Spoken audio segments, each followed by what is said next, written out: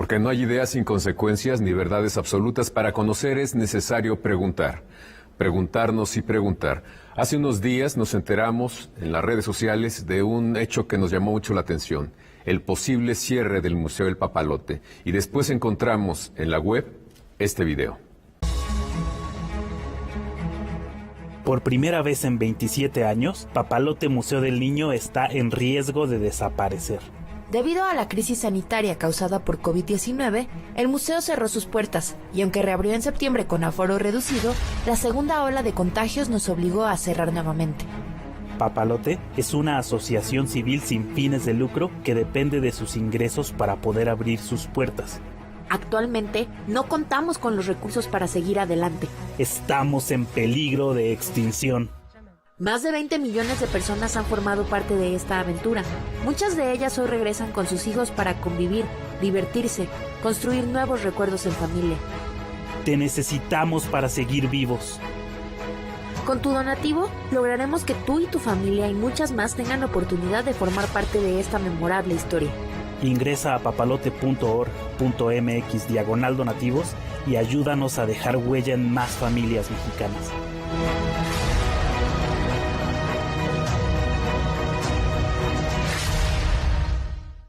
Y precisamente por eso decidimos acudir a su directora, Dolores Beistegui, para preguntarle si efectivamente el Papalote posiblemente cierre. Gracias, Dolores Beistegui, por estar aquí con nosotros en Debate 22.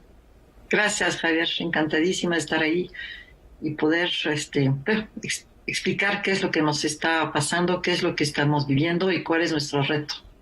¿Cuál es el reto? Mantenernos vivos. Estamos quedándonos sin oxígeno, literalmente, y si no encontramos una cantidad de dinero, 50 millones de pesos, no podríamos llegar hasta el mes de noviembre, que es el mes en que estimamos podríamos estar nuevamente en semáforo amarillo y poder reabrir. Esta pandemia, esta crisis sanitaria que nos sorprendió a todos, tiene una duración que nadie se imaginó. El año pasado estuvimos completamente cerrados 6 meses, medio pudimos abrir el 17 de septiembre, tuvimos que volver a cerrar porque regresamos al semáforo rojo, y este semáforo rojo sigue en la Ciudad de México, y las condiciones de la crisis sanitarias sabemos que no van a mejorar a corto plazo. Estas circunstancias no nos permiten recibir los ingresos que normalmente recibe el museo para poder sostener su operación, que son los ingresos que nos da la taquilla, los eventos especiales, los grupos escolares, las concesiones, en fin, una mezcla de ingresos, recordando que todo se reintegra al proyecto. Papalote es una asociación civil sin fines de lucro. Básicamente, esta campaña busca recaudar 50 millones de pesos y es básicamente para pagar, ¿qué? La nómina, el mantenimiento. Exactamente. Es pagar los sueldos de las 110 personas que estamos en el museo. Te recuerdo que renunciamos al 50% de nuestros sueldos en el mes de marzo, entonces es una nómina muy reducida en cuanto al costo. El mantenimiento de un espacio y de un edificio de 25,000 metros cuadrados, es un edificio muy importante, de 100 exhibiciones que no podemos dejar de mantener al 100%, y obligaciones fiscales que tampoco podemos renunciar a ellas. Y finalmente, un pequeño algo para poder reabrir. El día que volvamos a reabrir, no es cuestión de levantar una cortina y ya. Habría que hacer muchas cosas para poder reabrir, y desde poder contratar los mediadores conocidos como cuates, que normalmente son 80, 90 cuates los que están en piso acompañando a los visitantes. Esto pone la situación del museo realmente en la posibilidad de que cierre, ¿no? ¿Tú crees que se puedan recaudar estos 50 millones? ¿Ya empezó la campaña? ¿Ya han empezado a recibir donaciones? Sí. Lo que ha sido impresionante ha sido la reacción de miles y miles de personas. Es decir, no únicamente de los medios, que de veras siempre agradecemos que nos den la oportunidad de hablar y que contestan o por lo menos se interesan en nuestro llamado, salvemos a Papalote, pero las miles de personas de la sociedad civil que dicen, a ver, esto no, este museo me importa, este museo me importó en un momento de mi vida, llevé a mis hijos, o yo la pasé muy bien de niño, quiero que mis hijos lo sigan viviendo. No podemos permitir que esto suceda, no podemos vivir sin Papalote. Y esta enorme cantidad de voces que se han expresado de muchas maneras, también han dejado el donativo en nuestra página papalote.org.mx, pero por supuesto que no es suficiente en cuanto a la cantidad de dinero recaudado. Estamos trabajando con empresas, con fundaciones, ya hemos recibido respuestas muy, muy alentadoras. Y finalmente estamos todavía esperando una respuesta del gobierno federal. A mí me gustaría que nos hablaras un poco de las singularidades de este museo, que tiene varias. Por supuesto. Yo quisiera primero señalar la materia, los niños. Es un museo dedicado a los niños.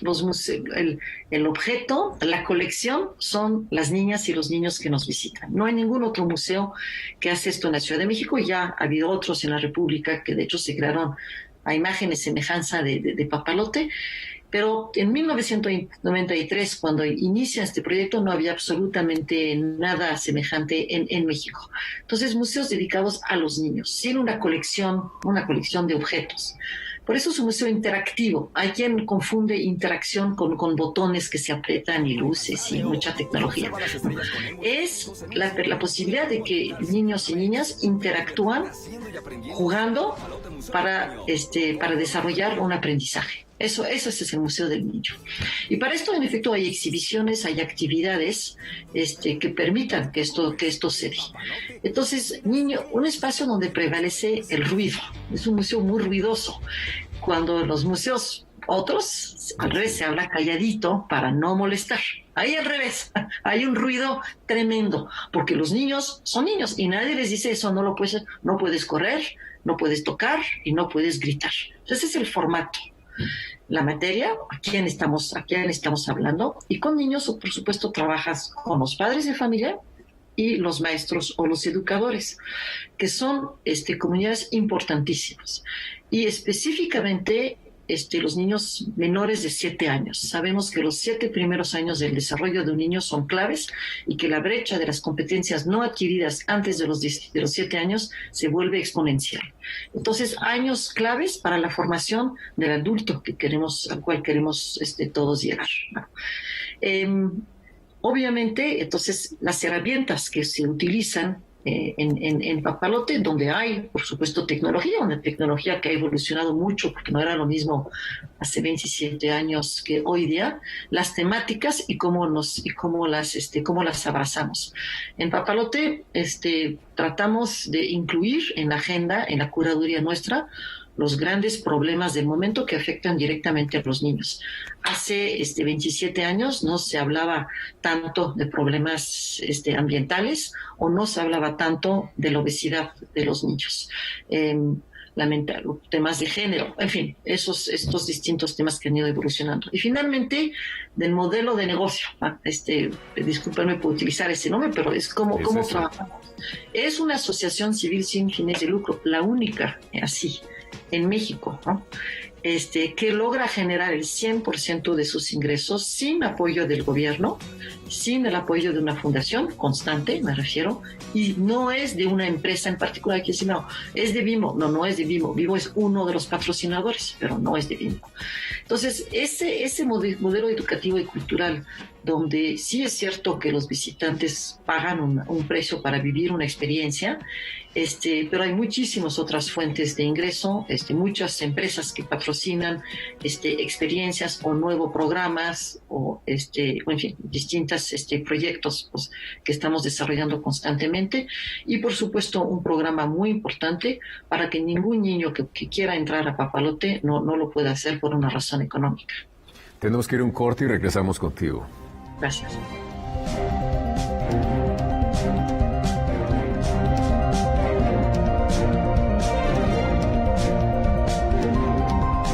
¿Cómo que vas a votar? ¿Vas a venir? Mi voto viaja por correo o por internet. Yo me quedo aquí. ¿Pero vale igual que el de mamá que va a la casilla? Sí. Entonces es como si vinieras. Es como si nunca me hubiera ido. Participar nos une. México está donde estás tú. Dile a tus familiares que viven en el extranjero que tramiten su INE, se registren y voten el 6 de junio de 2021. Infórmate en votoextranjero.mx. Contamos todas, contamos todos. INE. En este periodo electoral, la Fiscalía General de Justicia del Estado de México, a través de la Fiscalía Especializada en Materia de Delitos Electorales, te brinda atención en caso de ser testigo o víctima de un delito electoral. Ofrecerte dinero a cambio de tu voto, recoger tu credencial para votar, condicionar tu voto mediante cualquier presión o amenaza. Son solo algunos de ellos. Infórmate. Cualquier anomalía, repórtala al 01800 7028 770 en nuestras redes sociales o en la aplicación móvil FGJ-Domex, disponible de manera gratuita. Estado de México.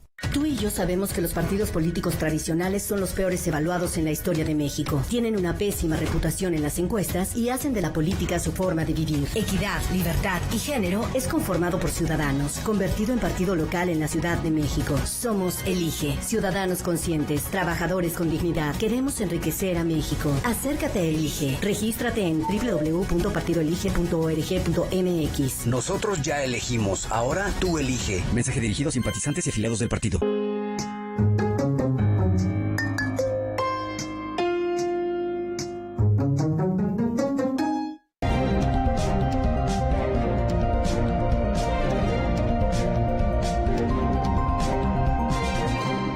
recuerdo que está con nosotros Dolores Beistig, que es la directora del Museo El Papalote. Dolores, nos estabas comentando que este museo trabaja temáticas que no se habían planteado, digamos, a nivel público o en los espacios museísticos, que tienen que ver con la inclusión, con las mujeres, con el cambio climático, pero hay muchos temas más.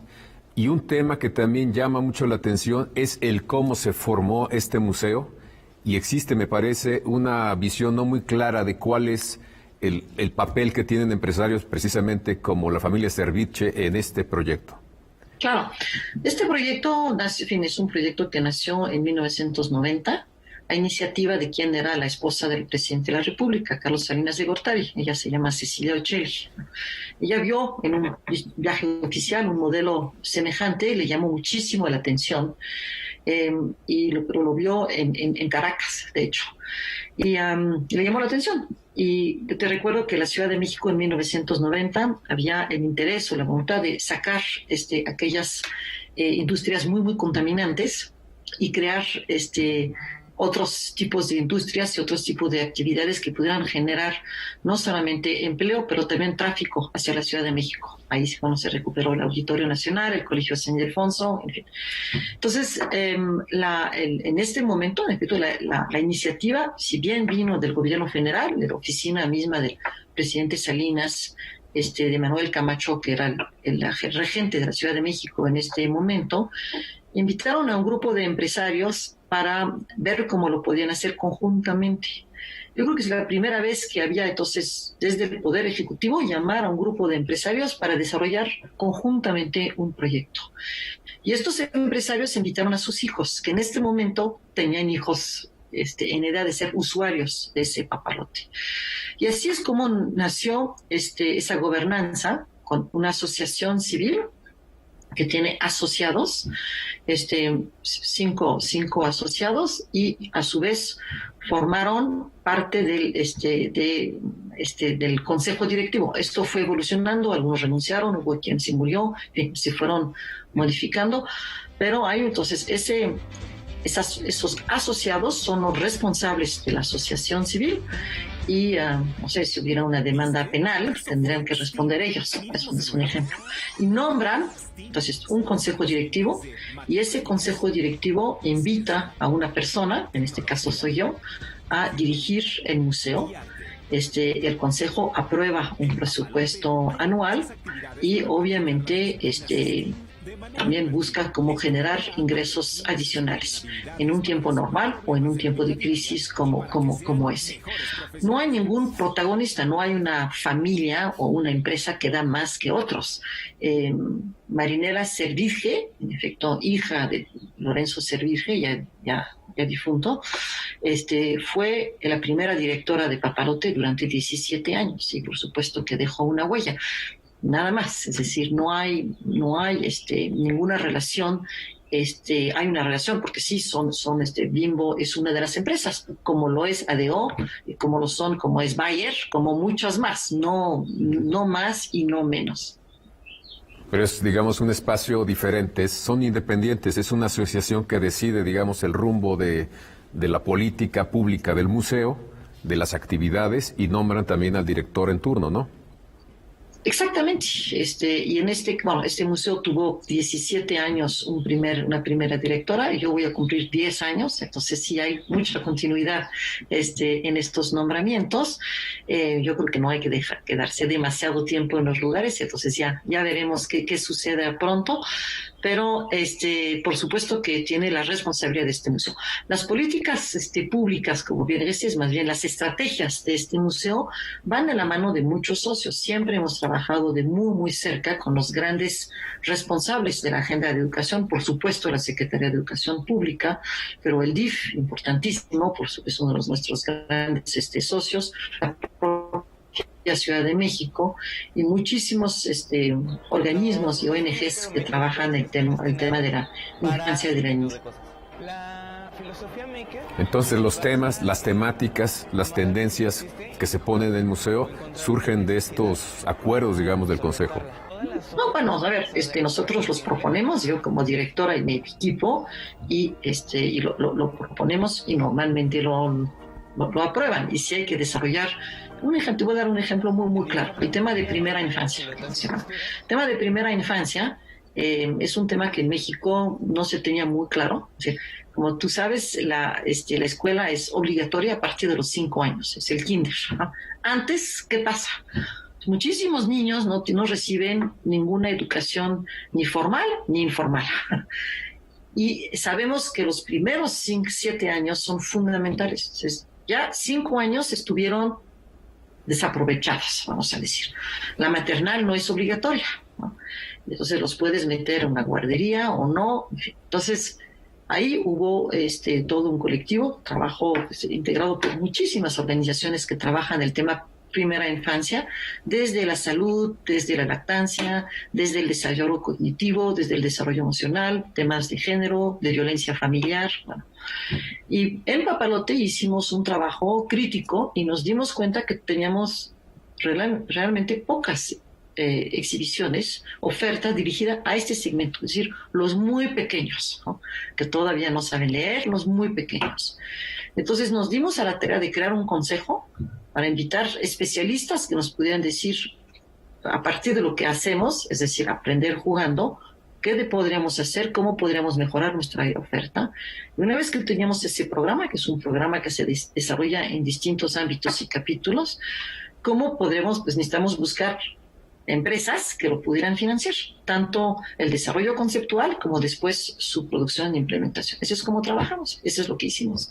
Entonces presentamos el programa al Consejo, estoy totalmente de acuerdo, y buscamos, fue de hecho una fundación, y una empresa muy importante, no mexicana, Johnson & Johnson, a través de su fundación que financiaron este proyecto, y tenemos un nuevo espacio que se llama el Jardín de las Maravillas, y una gran cantidad de materiales que se están publicando y que estamos trabajando con padres de familia y distintos grupos vulnerables. Y eso en fin, ese es un ejemplo muy, muy, muy concreto, pero ese es como trabajamos. Exactamente. No pretendemos saber todo, no sabemos todo y necesitamos acudir a especialistas para desarrollar los temas que nos importan. Tenemos que ir a un corte y regresamos contigo.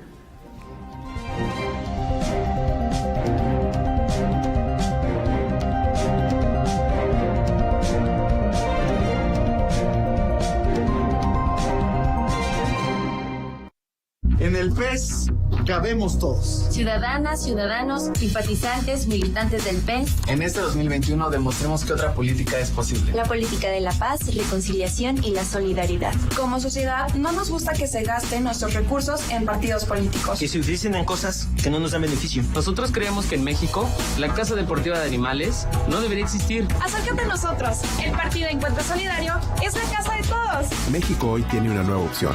Partido Encuentro Solidario. El INE y la UNAM realizan un monitoreo sobre la cobertura que los noticieros de radio y televisión dan a las precampañas de las precandidatas y los precandidatos en el proceso electoral federal 2021.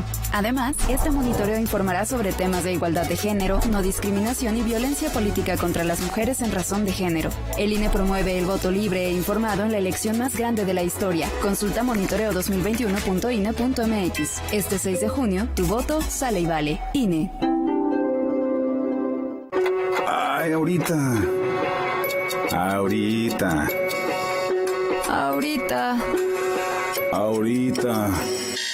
Ahora.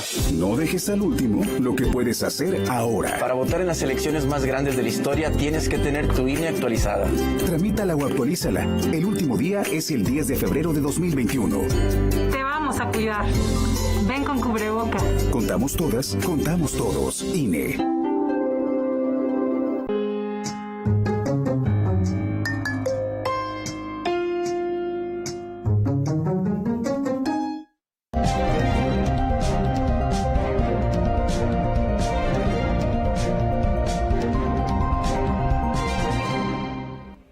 Les recuerdo que estamos conversando con Dolores Beistegui, es la directora del Museo El Papalote.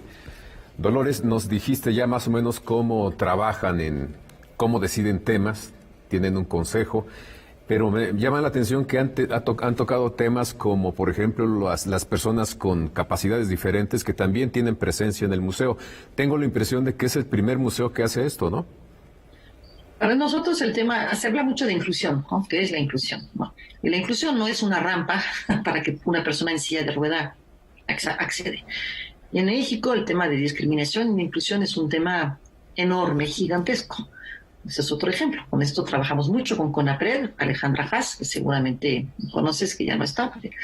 Y vimos cómo tratar de incluir a estas personas diferentes en más allá de poder llegar físicamente al museo, sino hacer ver que hay muchísimos tipos de familias diferentes que viven realidades diferentes, pero que si lo viven desde mucho respeto y amor, son iguales que todos. Ese es el comunicador. Para eso creamos todo un módulo en el museo que se llama Mi Hogar y Mi Familia, y donde hablamos de estas familias diferentes, donde puede haber niños con discapacidad o papás de un mismo del mismo sexo o de religiones diferentes, en fin. Y esto lo hacemos siempre jugando, siempre con mucho respeto y asesorándonos de cómo hacerlo mejor. Entonces, con los niños con capacidades diferentes, mentales o físicas, tenemos muchos programas, trabajamos muchísimos, por ejemplo, con niños autistas, participamos muchos en el Día Nacional del Autismo y tenemos distintas ONGs que constantemente con quien constantemente organizamos visitas. Para eso capacitamos a nuestros cuates con estas organizaciones para que sepan cómo recibir y cómo atender a estos niños que requieren de un lenguaje y de un lenguaje corporal muy, muy específico. Y si hay empresas, te pregunto, que les haya llamado la atención hablar o tener un espacio dedicado a las familias diferentes. Sí, claro. O sea, no podemos hacer, Papalote para hacer algo necesita conseguir recursos, no hay quien me dé. Entonces, si quiero hacer algo, necesito convencer que necesito que me den dinero para hacerlo. Entonces, sí, en esta gran, porque ese es un espacio grande, hay con distintos patrocinadores, uno muy importante es Verdes, por ejemplo. Entonces, sí, mi papel, mi responsabilidad es encontrar los argumentos para poder convencer de lo que tenemos que hacer, cómo lo queremos hacer. Y puede haber empresas o puede haber fundaciones. A veces para ciertas, en efecto, causas un poquito más sensibles, hay fundaciones que tienen otro tipo de agenda y que, por supuesto, se pueden sumar. Pero quiero hacer una cosa muy importante, Javier. Ninguna empresa ha dictado su agenda a Papalote. No hay ni una exhibición que esté ahí porque desarrolla una temática que le importa a tal o tal empresa. Y te puedo asegurar que hemos tenido muchísimas presiones siempre. Nunca hemos cedido. Preferimos perder un donativo importante que en un momento dado renunciar a nuestros principios y valores.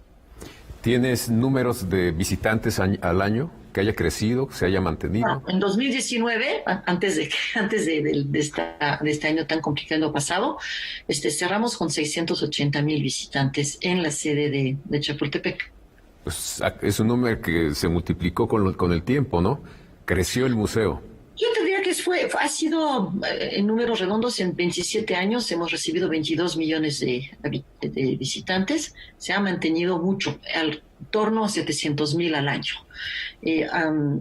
Puede haber pequeñas variaciones, pero son pequeñas. Es un museo que ha logrado mantener un interés constante de personas que van, que regresan y que regresan después con sus hijos o nietos.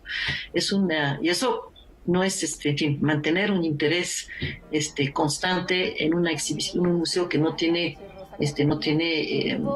una colección, no es necesariamente fácil. Entonces es un museo que ha sabido evolucionarse, que ha sabido escuchar, que ha sabido integrar distintas voces.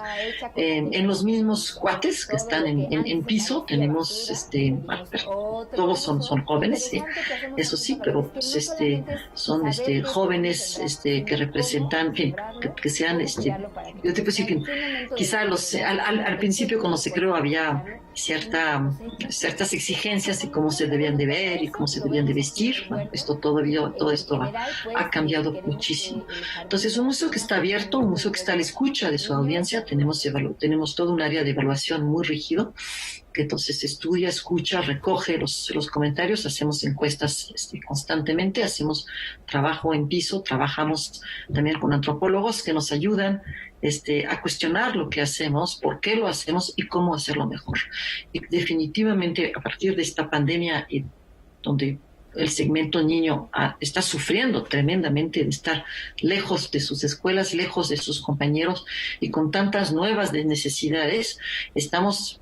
En fin, justo antes de hablar contigo, estaba justamente escuchando los resultados de estos estudios para ver cómo podíamos integrar estas emociones, estas condiciones que vivieron para poder atenderlas mejor y recibirlos con la mayor empatía posible.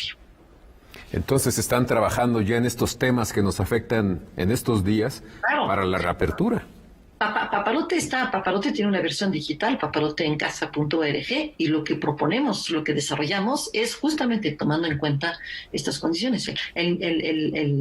El miedo es un tema enorme, el miedo porque hay gente que se muere alrededor mío, porque oigo de hablar de desempleo, porque no sé si alguna vez voy a poder volver a ver mi mejor amigo, en fin, estas angustias, el hartazgo, hay hartazgo, claro. La ansiedad es muy tóxica, ¿no? Entonces el cansancio que todos tenemos, pero los niños son esponjas, viven mucho más.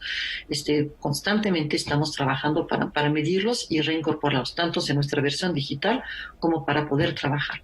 Pero sí, estamos viendo al futuro y sí, estamos trabajando pensando que sí vamos a lograr cruzar ese río y sí vamos a poder lograr seguir abierto muchos años más y seguir trabajando en esto, en una construcción de una mejor infancia y de una mejor ciudad para los niños.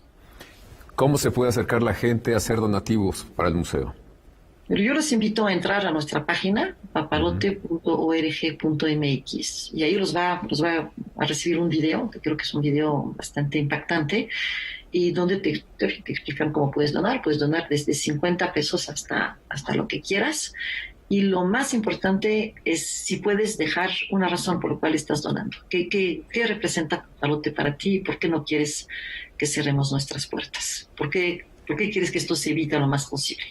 Y eso, replicarlo si se puede en las redes personales o de otros. Y eso nos ha permitido también medir el valor de Papalote, el valor que tiene Papalote para tantas y tantas personas. Pues muchísimas gracias, Dolores Beistegui, por esta conversación. Gracias a ustedes también por acompañarnos y los esperamos aquí la próxima semana también en Debate 22. Gracias, Javier. Muchas gracias por este espacio. Gracias a ti.